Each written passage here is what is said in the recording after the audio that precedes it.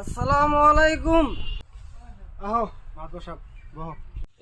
মাদবর সাহেব পেট দিয়ে বড় হয়ে গেছে গা। কিছু না, খাওয়া দাওয়া একটু বেশি হয়ে গেছে কেন, এই জন্য পেটটা একটু বড়। আচ্ছা যাই মাদবর সাহেব কেসাল দায়িত্ব হেরে দিই। আচ্ছা গেছি কষে, তোমার কি হয়েছে? তোমাকে বাড়িতে কাজে লাগে কে? মাদবর সাহেব আমি একটা কথা কো হারি না, খালি আমরা ধরে ধরে মারে।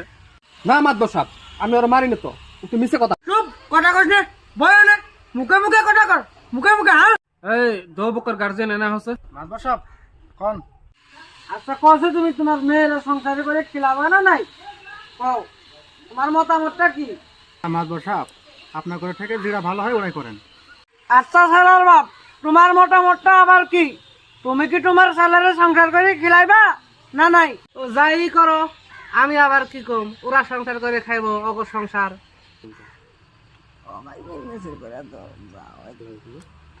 তাই করুন না, শুকুর আলহামদুলিল্লাহ। তোমাকেও বাড়িতে যা কাজিয়ে বাসান উঠলাম, আর তোরাও কইছি তুই বই ধরে ধরে মারিস নে, বইরে অভাব আরে ভালো না তো।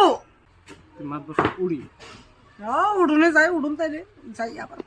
বেড়াবার ও বাড়িটা আমি পাইনি না। আর কথা হইলো কি, তোমার গেদিরেও কয়ে দিও, তোমার দোষ করলে তো তোমার গেদির আসিল, তোমার গেদিরও কয়ে দিও সংসারে ভালো ভালো করে খায়। আসি তাইলে চা পানি খাই।